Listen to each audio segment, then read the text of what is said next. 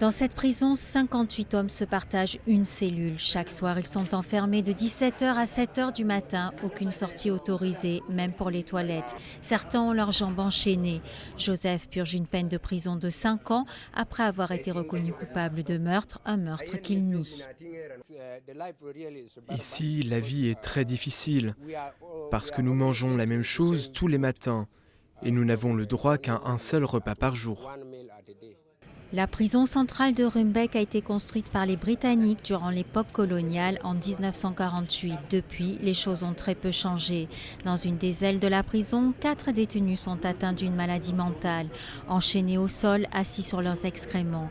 L'odeur est insupportable. Ils n'ont commis aucun crime, mais leurs familles ont demandé qu'ils soient enfermés ici, dans cette prison. Cet établissement ne respecte pas les lois de défense des droits de l'homme, mais qui blâmer? Pas moi, dit le directeur, qui assure qu'il fait tout ce qu'il peut avec peu de moyens. Nous ne sommes pas assez nombreux. Le peu que nous obtenons vient des ONG, de bons samaritains.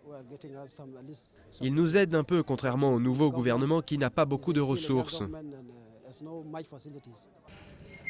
Quelques améliorations ces dernières années avec ses douches et ses latrines. Les mères de famille emprisonnées avec leurs enfants reçoivent aussi de la nourriture supplémentaire, mais il faudrait beaucoup plus. Les conditions de détention sont loin d'être bonnes, mais on se rend compte que les autorités pénitentiaires essayent de coopérer. Ils essaient d'améliorer les conditions des prisonniers, mais il manque des ressources nécessaires et ils n'ont tout simplement pas assez d'argent.